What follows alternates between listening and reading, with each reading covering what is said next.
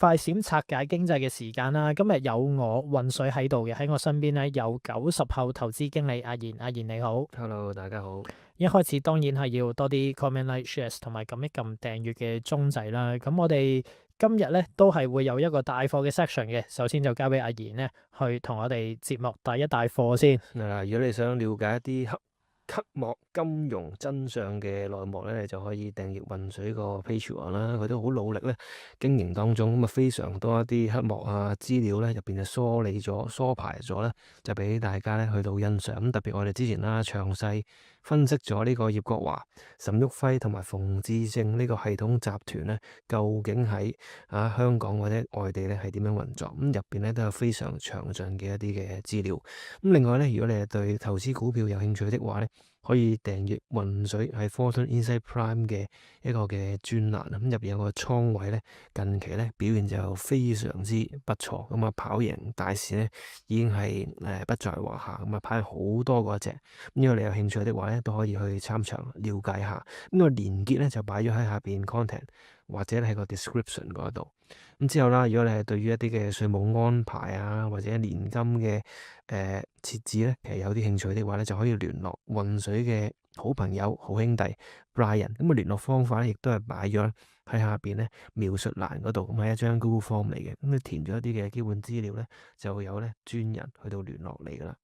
咁啊，除咗我嘅產品之外啦，我哋呢一個嘅節目咧，亦都會有一個後續會員精華，都係擺咗喺 Patreon 嗰度嘅。因為我哋每一日嘅節目大概都係做即係廿零分鐘左右啦，咁所以咧剩翻嘅時間咧都會有啲後續嘅內容啦，再加埋一啲電子書、電子雜誌、股票 BB 班、初手班、中手班、高手班咧嘅內容啦，同埋一啲即係關於 ESG 啊反洗黑錢嘅一啲牌照上面嘅內容咧，我都會喺嗰度教大家啦，同大家即係一齊研究一下點樣可以喺金融上面簡單地攞多一啲沙紙啊，咁有好多呢啲即係冷知識，又或者好實用嘅一啲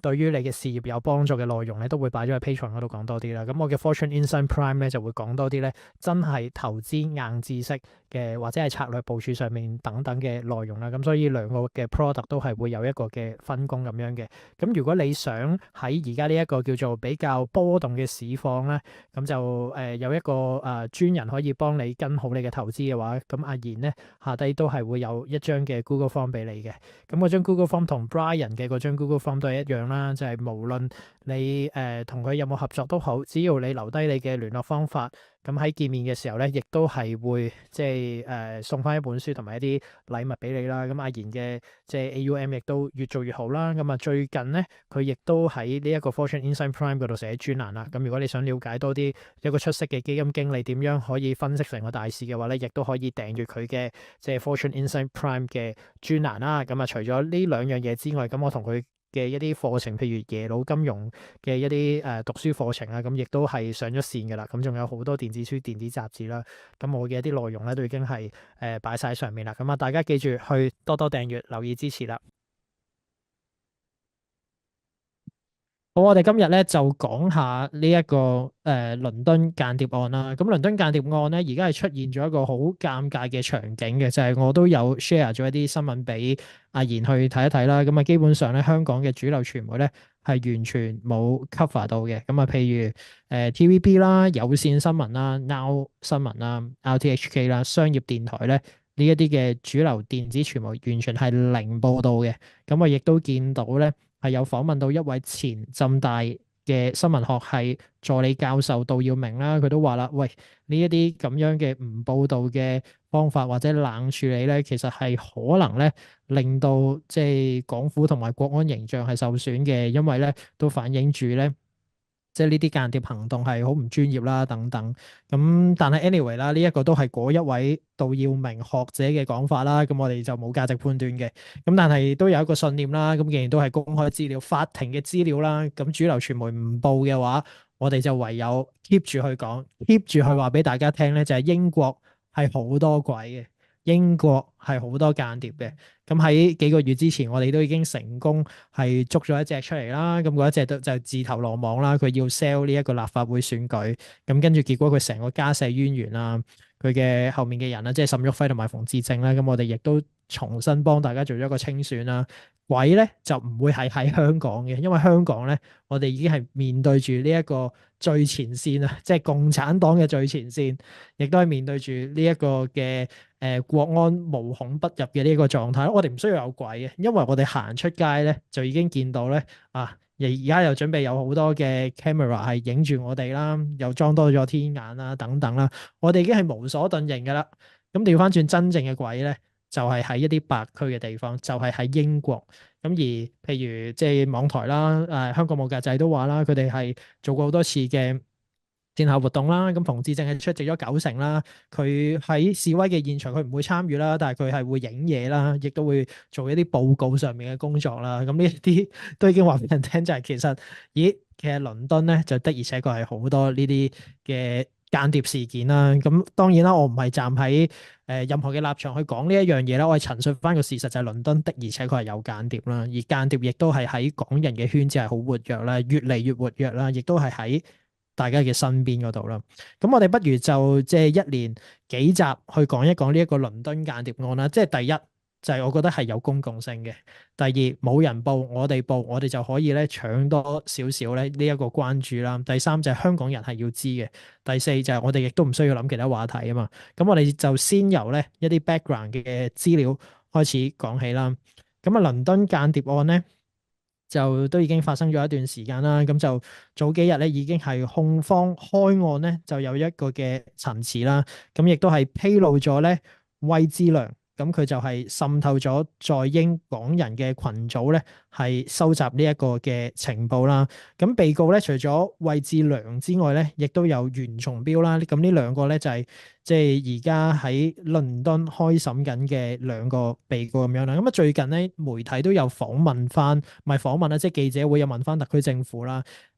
到底倫敦間諜案嘅法律開支係邊個支付咧？咁特區政府就話特區政府佢哋支付啦，即係換言之，大家嘅稅金咧就攞咗去即係幫人哋去打官司啦。咁當然有冇價值判斷嘅，我哋陳述翻個事實咁解嘅啫。咁我哋就由一啲基本嘅 factual 嘅東西開始去講起啦。咁倫敦間諜案第一日開審咧就講緊都已經係6日之前嘅啦。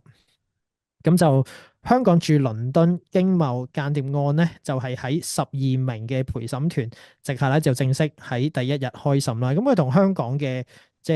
係國安案件係唔同嘅。香港嘅國安法庭係冇陪審團嘅，咁但係倫敦係有嘅，係有12名嘅陪審團啦。咁就控方就做咗一個開案陳詞先，就話有2名被告，包括68歲嘅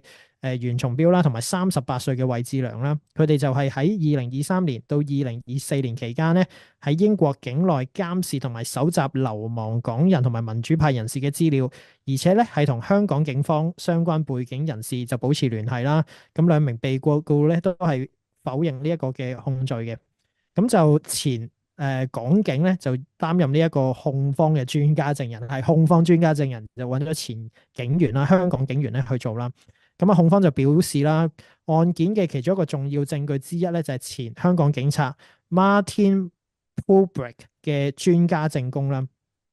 咁呢一位 Martin 咧，就曾經喺香港警隊咧任職咗11年啦，包括咧喺政治部工作嘅，係負責政治情報啦、有組織犯罪情報啦，同埋反恐相關嘅事務嘅。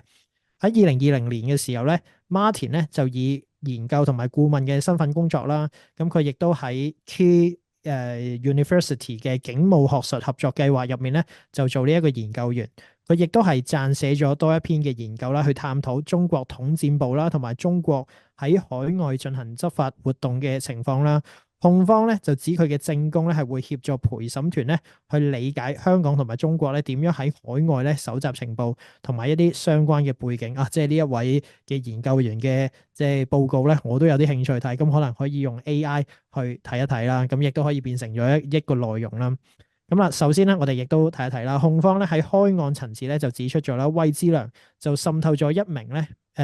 個名為 Hong Kongers in Hong Kong 嘅in UK 嘅通訊群組啦，係 Hong Kongers in the UK 嘅通訊群組啦。咁喺呢個通訊群組咧攞到一啲信息之後咧，就會 export to 一個名為 Eagle Point Human Resources Company， 中文咧就叫做英國人力資源公司嘅 WeChat 群組入面。咁魏志良咧喺個群組個名咧就叫做龍五啦。呢一個 WeChat 群組嘅成員咧，係包括咗前香港警隊總警司啦 Eddie Ma 啦，專家證人啦，Paul Bragg 咧，亦都係喺1994年咧，同埋1997年咧，係同過呢一個警隊刑事情報科嘅 Eddie Ma 咧，係做過同事嘅。咁所以呢個專家證人咧，佢都幾熟悉而家警隊嘅運作啦。咁亦都係而家一個學員嘅身份啦。咁控方嘅資料咧就顯示咧，呢一位 Eddie Ma 亦都係前香港警隊總警司 Eddie Ma 咧，就曾經鼓勵魏志良同喺香港嘅喺英國嘅港人咧建立關係啦，就以方便獲取更加多嘅資訊啦，亦都咧曾經向魏志良咧就指示咧總部英文括翻住啦，就係 head office 咧係有興趣知道若干人士嘅資料，包括咧 Frankie Leung 同埋羅冠聰。咁咧，根據控方嘅資料咧，魏志良咧喺 WeChat 群組入面咧就曾經透露啦，接觸過一個嚟自英國尋求庇護嘅香港家庭，其中一個人咧就曾經喺2020年10月1號咧喺英國咧就焚燒國旗。WeChat 群組嘅成員咧就指示咧魏志良咧就向呢一個家庭去提供協助啊，即係簡單啲嚟講咧，就已經 locate 到咧有一個人咧喺英國嗰度做一啲咧針對中國嘅行為啦，然後咧就以一個名義嘅方式咧指派佢去向佢提供協助啊，就包括提供住所啦、提供住嘅地方啦。咁呢個都幾得意嘅，即係可以講多少少啦。譬如我哋之前都講過馮智政、沈旭輝集團啦，咁其實佢上線就係葉國華啊嘛，咁我哋都講咗好多次啦。其實葉國華咧係幫咗好多嘅人咧係提供過一啲住宿嘅安排，咁啊包括一啲已經移民咗去加拿大嘅社會人士啦、社會運動人士啦，咁我都唔多講係邊個啦。咁就 anyway 啦，我哋去輕輕提供一下啦，就係提供住所咧，其實就係呢一啲嘅agent 啦，我唔好話係間諜啦，agent 或者情報人員咧係會做嘅一啲嘢嘅。好啦，咁啊就提供住所之外咧，實際上咧亦都係咧想去收集咧呢一個家庭嘅個人資料啦，包括身份證資料啦，傳送翻去相關嘅群組，同埋咧要知道呢一個家庭背後嘅指使人係邊個啦。咁檢控官咧就宣稱啦，魏志良表面上面咧就係協助港人適應英國生活，但係同時間咧亦都係向相關嘅群組咧就係提供情報。咁所以咧你會明白咧就係當你喺英國有好多嘅鬼做好多呢一啲嘅線下活動嘅時候咧，你真係防不勝防嘅。佢哋係表面上面就係話幫你適應英國生活啦，亦都係暗地裏係搜集緊你嘅個人資訊啦。即係呢一樣嘢係無論係馮智政又好啦，袁松標又好啦，魏志良咧都係做緊呢一啲咁樣嘅嘢嘅。咁而且佢哋係會有一個群組啦。咁好啦，控方亦都表示啦，喺2020年嘅11月啦，一位背後嘅老闆陳先生咧，就提出咧用2000蚊英鎊，其實都好平咗20000蚊港紙，就請魏志良咧去搜集情報啦。咁如果額外有更加多有用嘅情報咧，就會有獎金。去到2020年12月14號啦，Eddie Ma 咧就提出咧每個月向魏志良咧就支付50000蚊嘅港元啦，就搜集流亡港人嘅資料啦，包括被懸紅通緝嘅羅冠聰同埋許智峰喺英國嘅地址、行蹤同埋社交圈。庭上亦都指出啦，魏志良曾經利用咧喺英國邊防人員嘅職務查閱咧英國出入境嘅資料庫，以取得咧 BNO 簽證入境香港人同埋尋求庇護嘅一啲資料啦。控方咧喺開庭嘅時候咧，亦都提供咗一啲嘅仔細情節，例如喺2021年嘅2月啦，魏志良喺個群組入面咧就聲稱咧已經調翻去咗機場嗰度做嘢啦。咁佢就寫到明咧就係清理這個區域，不會讓曱甴進入。英文咧就係叫做 To clean up this area, will not let any cockroaches in。咁呢個就係佢嘅嗰個講法啦。但隨即咧就回應啦，Let them in, hunt them。Get more contents from them， 即係話等佢哋嚟啦，擁抱佢哋，可以喺佢哋身上攞多啲嘅聯絡啦。咁魏志良亦都回覆啦，就係 Now I have turned yellow people, don't recognize me。咁佢亦都話啦，我而家變咗黃絲噶啦，冇人咧認得我噶啦，我唔想有事嘅時候咧可以即係會影響咗其他人啦。咁呢一個就係哇，呢啲嘢真係好馮智政、沈旭輝 feel，即係佢根本就係佢哋係紅色底，而家變咗做黃絲。好啦，而家群組入面就會有人講咧，就係 Don't forget that you are yellow on the top only，即係話你只不過係一個黃面嘅人啦，其實暗地你都係一個紅底嘅人。咁然後組入面嘅人咧，群組入面嘅人咧就和應啦。咁控方咧就表示啦，證據咧亦都顯示咗被告咧同埋其他香港當局有聯繫嘅人士咧就互通消息。咁其中咧就有一個叫做 George Lee 啦，李喬琪嘅前香港警察啦。咁啊，檢控官亦都指出咧，相關嘅信息內容咧係涉及識別調查異見人士嘅，亦都係顯示咧被告嘅活動咧係同香港同埋中國當局咧係存在聯繫。咁呢一個嘅審訊咧將會持續幾個星期嘅。咁我哋即係第一個部分就去到呢一度啦。咁啊，跟住交俾阿賢咧再補充一下其他我哋未 cover 到嘅部分啦。係啦，咁啱啱我哋講咗咧一啲叫做英國嘅一啲嘅所謂嘅嗰啲人嘅活動啦。咁其實呢篇新聞咧所覆蓋嘅嘢都係非常之多。咁你慢慢牽涉到落去咧，或者你會越挖越深咧，其實睇到咧嗰啲下線對上咧嘅一啲可能中線嘅網絡，佢哋背後嗰個嘅結構。咁啊點樣樣咧？香港駐倫敦經貿辦間諜首呢個嘅被告咧，其實有一個叫做退休警司咧，就係袁松標嘅。咁呢個人咧，佢被捕嗰陣咧，就係呢個經貿辦行政經理，咁啊直接參與咗咧倫敦經貿辦嘅內部運作。咁控方咧就喺庭上邊咧就話呢個嘅袁松標咧就請咗呢個嘅次被告啦，即係我哋剛剛提過咧嘅嗰個嘅魏志良啊，咁啊用嚟咧就監控並且咧跟蹤喺英國嘅香港異見人士，咁啊支持佢哋咧嘅英國政要咧，亦都咧係受到咧佢哋嘅監控。咁我哋都係引述翻咧新聞所講啊，呢啲全部都係一啲法庭流出咧嘅一啲嘅資訊。嗱咁啊，另外啦就好多係啦，我哋冇價值判斷噶，補充一下先，公開資訊嚟噶。咁啊，交俾阿賢繼續啊，唔好意思，打斷咗你。係啦，唔緊要唔緊要。咁啊，另外啦就好多名嘅香港前警司咧，咁亦都捲入咗呢一單嘅間諜案啦。咁啊，包括咧曾經同兩名被告經常有聯絡嘅前總警司同埋保安局政府保安事務主任李喬琪啊，前警司孫華興以及咧呢個前總警司馬志堅啊。咁啊，根據控方嘅開案陳詞啦，咁啊袁松標咧同呢個前總警司李喬琪咧就經常都有聯絡嘅。咁啊，李喬琪咧曾經就做過呢個保安局政府保安事務主任，咁而家咧佢個職位咧就離開咗政府啦，咁啊做咗呢個中海安保有限公司嘅安全總監，兼且咧就係總經理啊。今次想介紹喺而家呢個市況入面幾有趣嘅兩套股票策略俾大家。咁如果大家對於港股美股而家一個好艱難嘅市況呢係有啲不知所措，希望可以學多啲嘢嘅話呢，咁你就可以聯絡一下90後投資經理阿賢，填一填嗰張 Google Form。咁嗰張 Google Form 呢亦都係擺咗喺 Caption 同埋留言嗰度，咁你可以揾佢聯絡一下啦，唔需要經過我嘅。咁另一個呢，就係 Trader K 嘅 AI 炒股方法。咁 Trader K 咧近年就研發咗一套嘅 AI 炒股系統啦，呢一套嘅系統咧亦都係攞咗科學園嘅獎項啦，咁亦都進駐咗喺入邊，換言之已經得到業界嘅認同。咁呢一套嘅方式咧，似乎喺而家呢一個嘅市況入面，可能都會有一啲有趣嘅效果可以帶到俾觀眾去了解同埋認知嘅。如果大家對於呢一種嘅炒股或者資產管理嘅方式都有興趣嘅話呢，亦都可以填一填下低嗰張 Google Form 去揾一揾 Trader K， 等佢去同你分享多啲佢嘅股票心得同埋呢一套系統 AI 嘅技術點樣喺而家呢一個市況可以制敵先機同埋出奇制勝啦。咁首先咧，亦都希望大家可以多啲 comment、like、share 我哋呢一個嘅平台啦。呢一個平台咧係啱啱先至開始營運，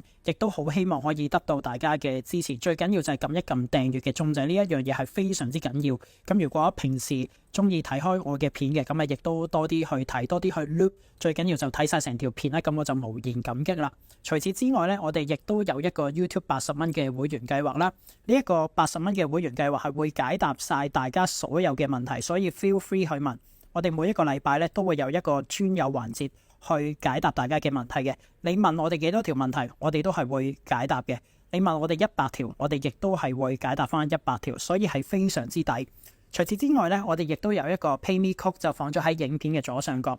就算喺留言同埋 caption 嗰度咧，都可以見到呢一個 PayMe Code 同埋 PayMe Link 嘅。咁如果大家覺得我哋嘅影片做得好嘅話，希望可以打賞一下我哋啦。咁同埋亦都可以有一個點唱環節，只要你喺 PayMe 打賞入面包括埋一啲你想講嘅信息喺入面嘅話咧，咁我哋就可以借呢一個嘅平台咧就宣揚開去。咁呢一個係一個點唱服務啦。咁我亦都有一個 Patreon 嘅訂閱產品，咁最近比較受歡迎咧，就係教大家點樣利用52萬嘅信用卡免息分期嘅財技，而且仲可以有15萬咧擲住唔需要找嘅呢一種方式咧，去幫大家渡過呢一個現金流嘅難關。咁呢一個產品都非常之受歡迎啦。咁如果大家有興趣去喺而家呢個市況嗰度，知道點樣可以增加自己嘅現金流嘅話咧，亦都可以訂閱我嘅 Patreon 啦。除此之外，我嘅 Patreon 亦都有一系列嘅國際關係嘅分析文章啦、經濟、金融、資本市場嘅黑幕內幕，